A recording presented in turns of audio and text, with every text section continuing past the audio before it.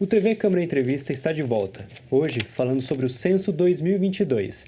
Estamos contando com a participação do coordenador regional do IBGE, Fábio de Albuquerque. Bom, Fábio, agora, no segundo bloco, como eu tinha falado, vamos entrar mais na questão do Censo de 2022, Sim. E eu acho que eu quero começar pela pergunta mais básica também sobre esse censo, Porque, como a gente falou, o censo é realizado a cada 10 anos, Então, o último tinha sido em 2010, só que agora 2022, Muito por conta da pandemia, Como que a pandemia afetou a realização desse censo? A pandemia afetou, primeiramente, no adiamento. A gente estava com tudo pronto, toda a nossa cadeia de treinamento já pronta para iniciar, Em fevereiro de 2020, começaram os primeiros treinamentos das primeiras equipes, porque o IBGE faz um treinamento em cadeia, Ele vai descendo. E aí veio a pandemia.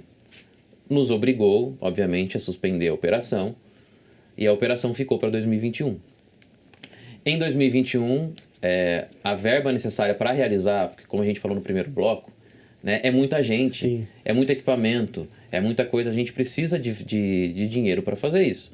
A verba não foi aprovada na Lei de Orçamento Federal e a gente não teve o dinheiro suficiente para realizar a operação. A operação ficou para 2022. O maior prejuízo que a gente tem com isso são 2 anos a mais de defasagem de dados, Porque a gente poderia hoje estar aqui discutindo a realidade não vamos falar de pandemia porque é uma coisa que sai do nosso controle, mas a gente podia estar falando já dos resultados finais do censo de 21, E a principal diferença é essa, o principal impacto é a gente ficar com 2 anos a mais de dados defasados, porque hoje, se você me perguntar um exemplo, a população por idade de Jacareí, eu vou ter que te responder o de 2010, que é a última informação Sim. que eu tenho, ou seja, uma defasagem muito grande, entendeu? Sim, 12 anos, Então, muito tempo. Uhum. Bom, eu queria saber, como que esse atraso também afeta na questão da distribuição de recursos do governo, assim. Então, a população, ela é essencial para o repasse de verba para os municípios, que é o que a gente chama de Fundo de Participação dos Municípios, o FPM, O IBGE anualmente, isso está na lei, a gente tem que divulgar uma estimativa da população. Então, a gente tem o censo 2010 e anualmente a gente divulga uma estimativa e baseado nessa estimativa esse fundo de participação dos municípios é dividido de acordo com a população de cada um. Como a gente não teve o censo, continuou se distribuindo esse fundo de participação baseado nas estimativas que a gente divulgava. Então, o impacto para os municípios é quando a gente faz o censo e percebe que a população é diferente daquilo que é estimado, Mas tem uma lei agora de que esse impacto não vai ser de uma hora para outra, Tem que ser diluído de acordo com os anos. Bom, e outra coisa que foi bem, que chamou bastante atenção na realização desse censo, além da questão da pandemia, foi a questão da taxa de recusa, de pessoas, teve um número grande de pessoas que se recusaram a responder a pesquisa, ou não atenderam, os funcionários, Eu queria saber como que isso impacta no resultado final do censo, E seria possível depois ter uma atualização de tentar reverter essa taxa de recusa? Então, a gente tentou, Realmente, a taxa de recusas e não resposta que a gente teve, que recusa é quando a pessoa não quer responder e não resposta é quando a gente não encontra o morador. Foi bem acima daquilo que a gente esperava, tanto que a gente teve que estender a fase de coleta e apuração, para tentar chegar em mais pessoas. Esses domicílios que a gente sabe que tem alguém que mora, mas a gente não conseguiu a informação por algum motivo, eles passam por um tratamento estatístico, de modo que não é considerado um domicílio vazio, por exemplo. A gente tem uma divulgação de domicílios vazios, que são aqueles em que não moram ninguém, ali não vai ser contado nada. É diferente quando a gente sabe que mora alguém ali, mas a gente não conseguiu falar com aquela pessoa. É feito um tratamento estatístico baseado na realidade do local, onde a gente estima o total de população ali dentro. O que a gente perde? A gente perde a informação de renda, a informação de água, esgoto, essa informação a gente não pega, mas a questão da população, ela nunca é perdida por isso, porque é feito um tratamento baseado na realidade do município. Então, né, por mais que não tenha feito a entrevista em si, mas se faz ali não é um dado, não é zero, né? Se faz uma estimativa em cima Isso, daquela... é feito um tratamento. Porque assim, se você pega um resultado do censo de 2010, no 2022 ainda não tem isso, mas de 2010 você vê que tem uma divulgação é população recenseada e outra é população residente. Então, recenseada foi aquelas que a gente conseguiu conversar. Residente é depois que já foi feito esse tratamento nesses casos lá em 2010, em que a gente não conseguiu encontrar o morador por qualquer motivo que seja. Mas a gente percebeu agora em 2022 que esse número aumentou demais. A gente teve muita dificuldade em encontrar algumas pessoas e às vezes moradores de condomínio, a gente não conseguia nem chegar no domicílio, né? Mas também tivemos casos de recusa, de que a pessoa falava, não, eu não quero responder. E isso prejudica. Porque, como eu falei, por mais que a gente consiga fazer um tratamento para chegar naquela população, naquele número de pessoas que moram ali, a gente perde as outras informações. Né? A gente perde tudo que é outro. Seja, como eu falei, esgoto, água, educação, renda, a gente não sabe, né, daquele domicílio especificamente.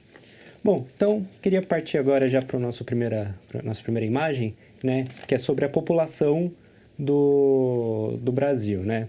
Então, a gente tem os dados ali, né, do primeiro censo de 1872 e o mais recente, 2022, né? O Brasil, né, ele, de 90 para 2000, ele teve um crescimento de 15%, de 2000 para 2010, de 12%, e agora, de 2010 para 2022, né, no intervalo maior de 12 anos, foram só 6,45%, né? Eu queria saber, o que isso indica sobre a população brasileira, né? Essa diminuição grande, né, da taxa de crescimento populacional do Brasil. Então, o IBGE tem um estudo que é a projeção da população no Brasil. Esse estudo provavelmente vai ser atualizado assim que terminar a divulgação dos dados desse censo. Mas baseado no censo de 2010, esse estudo indicava que a população do Brasil, a partir de 2048, começaria a diminuir. Esse estudo está publicado lá, 2048 começa a diminuir. Então, ou seja, é uma tendência, né, de que a população não cresça para sempre. E se a gente olhar de 2010 para 2022, em 2010 a gente tinha uma média de 3,28 pessoas por domicílio no município de Jacareí, tá? Tô te falando de Jacareí. Agora, em 2022, essa média caiu para 2,82. Ou seja, por mais que a gente tenha mais domicílios, são menos pessoas nesses domicílios. Então, isso indica ainda Jacareí ainda está crescendo, o Brasil, nós ainda estamos crescendo. Mas isso começa a mostrar que a tendência é de diminuição desse crescimento. E aí, como eu te falei, o IBGE tem um estudo de que em 2048 a população vai começar a cair. Né?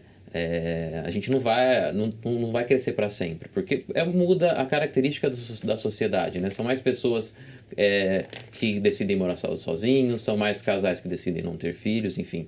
A gente não tem como dizer exatamente o porquê que a sociedade evolui, mas faz parte da evolução da sociedade, né? Essa questão do crescimento ir diminuindo, entendeu? Que isso não é só um fenômeno aqui no Brasil, né? Tem outros países, principalmente países mais desenvolvidos, né, que tem essa envelhecimento, né, da população. Exatamente, indica esse envelhecimento. A Europa passa muito por isso. Né? Alguns países da Europa incentivam os casais a ter filhos e tal por causa disso, porque a população vai envelhecendo e começa a não ter crescimento mais. Né? E os números do censo começam a mostrar isso, que o Brasil vai chegar nessa situação que os países mais velhos já estão. Então, talvez a gente tenha que começar a pensar aí alguma solução para essa situação. E qual que seria o impacto no país, aqui no Brasil, né, com esse envelhecimento da população, assim? Então, o que a gente percebe, o principal impacto é na questão da previdenciária, né? Porque daqui a um tempo, se a gente continuar desse jeito e nada mudar, a gente vai ter muito mais pessoas fora do mercado de trabalho do que pessoas dentro do mercado de trabalho. Isso pode causar um rombo nas contas públicas, né? Mas aí a gente traz esses números esses dados e para que isso seja evitado, na verdade. Né? Que seja pensado o que a gente pode fazer para não passar por essa situação. Né? Que é o que acontece em alguns outros locais. E, né, esse número de 6%, né, foi uma surpresa para o IBGE, essa taxa pequena de crescimento? Então, eu não posso te dizer que foi uma surpresa. A gente pode dizer que ficou abaixo da nossa estimativa. Né? E fica abaixo da nossa estimativa principalmente porque nós não tivemos a contagem da população em 2015. Porque entre os censos a gente precisa ter, o IBGE é previsto isso, uma pesquisa que chama contagem da população. É como se fosse um censo, a gente visita todos os domicílios, mas só pergunta quantas pessoas moram e a idade das pessoas. É bem mais rápido, bem mais fácil de ser feito. E essa pesquisa, por falta de recurso, não aconteceu. Então a gente perdeu esse balizador que mostraria mais a realidade da curva. E aí a curva veio direta de 2010 até 2022. A gente foi baseando a estimativa sempre um dado de 2010. E quanto mais distante a gente está do dado base, maior a nossa chance de errar a estimativa, vamos dizer assim, né? Então se a gente tivesse tido em 2015, ao invés de basear nos dados de 2010... nós estaríamos baseando estimativas em 2015, estaria mais próximo da realidade. Né? Então, o que traz essa diferença, o principal é isso. Né? E aí, é importante que em 2025 a gente tenha a contagem, para evitar que em 2030 a gente tenha esse mesmo fenômeno, né? De que os números que a gente divulgue fiquem abaixo daquilo que a gente mesmo estimava. Mas, o nome já diz... Né? Era uma estimativa que a gente fazia. A gente só conhece a realidade indo a campo. A gente só consegue saber quem são essas pessoas, quantas são e tal, quando a gente vai nos domicílios. E a gente estimava, mas a gente não estava muito distante da nossa base. Né? 2010 para 2022 deu um intervalo muito grande. Sim. E é por isso que deu essa diferença. Bom, então, existe previsões, então, para essa realização dessa pesquisa em 2025? Está no nosso calendário, né? Assim, o IBGE ele tem um calendário de 2025 tem contagem, 2025 ou 26 deve ter um censo agropecuário, 2030 tem um censo demográfico e 2035 isso é previsto. Mas a gente depende de que isso entre no orçamento da União, né? Sim. Aí depende dos deputados. E por mais que, né, o censo tenha sido feito em 2022, não vai impactar na realização do censo, né? Vai ser 2030, né? Não vai ser 2032, no caso. Não, né? 2030. A nossa previsão é realizar em 2030. A gente sempre trabalha com censos em ano de final zero. Só quando acontece alguma coisa, algum fenômeno, vamos chamar assim, ou alguma coisa que impeça a gente de realizar. Porque nós, que somos do IBGE, o Instituto, sempre trabalha para fazer censo em anos de final zero. Bom, então agora eu queria pedir a nossa segunda arte, né, que é mais falando sobre a nossa região aqui, né, aqui é um pouco do eixo Dutra aqui, né, então temos Caçapava, Jacareí, São José dos Campos e Taubaté, né. Primeiro eu queria te perguntar, nos dados do site do IBGE estão a partir de 1970, foi feito esse censo separado por cidade, começou foi esse o primeiro censo? Não, o censo desde 1872. É que os registros são mais... A gente tem que, vamos dizer assim, cavocar um pouco mais o site, porque o site do IBGE tem muita informação. A gente tem que ir na biblioteca para achar os livros, eles não estão disponíveis em gráficos. Ah, sim. Né? Mas a gente tem desde 1872. Eu trouxe aqui porque... para evitar que eu me esquecesse, mas em 1872 ainda era dividido em escravos e livres. Né? Então, para quem tiver curiosidade de querer conhecer, o Jacareí, por exemplo, lá em 1872, a gente tinha 887 homens escravos e 4.079 homens livres. E 687 mulheres escravas e 4.550 mulheres livres, que dá um total de 10.203 pessoas. Isso em 1872. E aí vem 1890, 900, tudo isso a gente tem sim, né, por município. Mas ele não entra no gráfico porque são registros mais de livros, mais histórico, assim, né? Mas a gente tem. Se alguém tiver curiosidade e alguns outros dados a gente pode pesquisar. Não sei se seria possível, mas como que era feito esse censo nessa época, assim? O método de coleta do censo é o mesmo, é visitar os domicílios. Né? Numa pesquisa que eu fiz, logo que eu ingressei no IBGE lá em 2006, aqui em Jacareí mesmo, no Arquivo Público Histórico do município, eu tive lá para pesquisar sobre os recenseamentos. E o que eu encontrei era de que em 1940, 50, as pessoas eram convidadas a trabalhar, né? E aí saía nos jornais, olha, vamos fazer o recenseamento, vem ajudar, não chamava IBGE, não chamava agência, hoje a gente chama de agência do IBGE em Jacareí, né? Na época chamava de delegacia. Se apresente na delegacia para você ser um voluntário, as pessoas eram voluntárias a trabalhar no censo, né? Então, mas o método era o mesmo, era visitando os domicílios, né? Óbvio que quanto mais o tempo vai passando, mais a gente vai precisando de gente, porque os municípios vão crescendo, o número de domicílios vai aumentando. E a tecnologia, né? Também, tecnologia, né? Uma série de coisas, mas as pessoas eram chamadas, elas se voluntariavam a ajudar no recenseamento. E aí no jornal eu lembro que eu li que falava que na questão da cidadania, as pessoas se preocupavam muito com isso na época, né? Mas o método de coleta era o mesmo, era visitando... É o trabalho de campo, né? Ir até as pessoas. Era bem interessante. Bom, queria voltar aqui então à nossa segunda arte. Agora analisar mais os números, né? A primeira linha ali, né? São José dos Campos ainda é uma cidade com maior número de habitantes. Ela teve um crescimento de 2010 para 2022 de 10,72%. Logo depois vem Taubaté, que teve crescimento de 11,5%.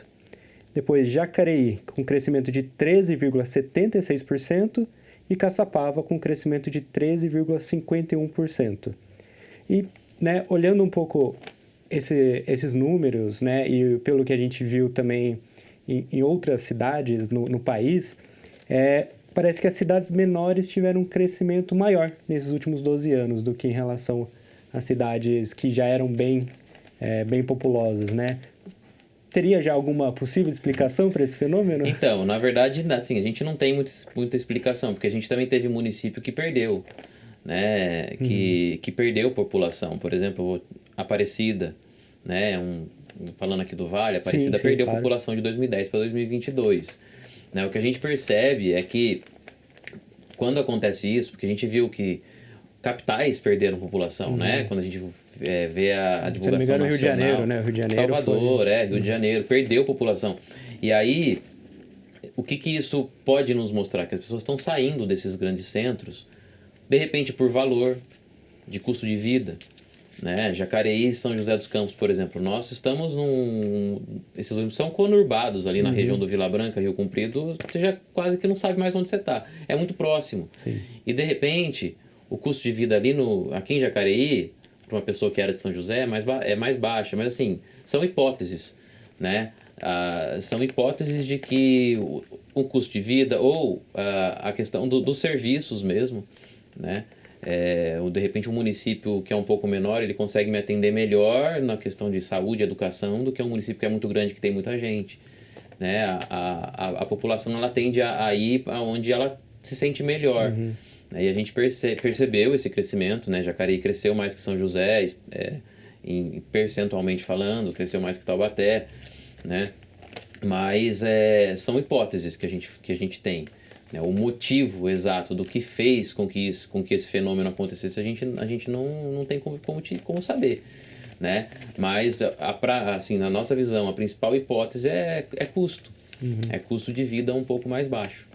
Então, a gente pode imaginar, né? Até para a gente caminhar a nossa conversa aqui para o fim, né? Então, a gente pode imaginar que daqui a, no caso, 8 anos, né? Então, 2030, tende a essas cidades, né? Vamos dizer assim, mais satélites de grandes centros urbanos, né? Então, no caso, São José, a gente tem, né, Caçapava também cresceu bastante, né? Tende a ficar... ter um crescimento populacional maior do que os centros urbanos, muito pela questão econômica, isso tende a continuar? É o que a gente acredita, né? É uma hipótese. Porque, assim, foi o primeiro censo que a gente consegue perceber isso mais claramente. Se a gente chega em 2030 e percebe que, não, realmente, Jacareí, Caçapava, está crescendo mais que São José dos Campos. Então, talvez seja um movimento que venha para ficar. Agora pode ter sido esporádico, né? Quando a gente tem um fato só, pode ser, não, aconteceu agora, mas lá para frente vai voltar todo mundo a crescer igual, né? Foi só um ponto fora da curva 2022. Às vezes até talvez por causa da pandemia, Talvez, né? entendeu? Então, assim, são hipóteses. A gente tem ponto de 2022. Vamos ver o de 2030. Se a gente perceber que 22 e 30 a gente teve o mesmo movimento, então peraí, pode ser realmente um movimento Uma tendência, uma né? tendência. Né? No momento a gente não pode apontar uma tendência, a gente pode apontar um ponto fora da curva de que Jacareí cresceu percentualmente mais que São José dos Campos, mais que Taubaté, mais próximo, bem próximo, mas mais ainda do que Caçapava. É interessante, dentro disso que você está falando, de que você pega São José dos Campos, tá no meio, né? Do lado do Jacareí e do outro lado do Caçapava. Os dois cresceram quase iguais. Né? É uma diferença muito pouca de um para o outro. Vamos ver o que 2030 nos mostra para ver se isso é uma tendência ou se isso foi um ponto fora da curva. Bom, Fábio, eu queria agradecer muito a sua presença aqui, né? Com certeza foi bem esclarecedor sobre o censo, a sua função, né? Até saber um pouco como é feito, isso é bem interessante, né? E vamos aguardar aí, então, os próximos resultados aí que o censo vai nos mostrar, né? Até para entender melhor, né? O Brasil, a região e tudo mais. Sim, eu agradeço mais uma vez, Eduardo, ao convite, né? Me coloco à disposição sempre que vocês precisarem, né? A gente, como eu falei, a gente tem outras pesquisas, a gente vai ter mais dados de censo, a gente vai conseguir falar sobre faixa etária, sobre sexo, sobre renda. Sempre que vocês precisarem e quiserem, a gente vai estar à disposição para estar presente. Muito obrigado. Pois bem, lembrando que você pode fazer sugestões de temas e também reassistir às nossas entrevistas nas redes sociais. É só pesquisar TV Câmara Jacareí. O TV Câmara Entrevista fica por aqui. Muito obrigado pela sua companhia e até o próximo programa.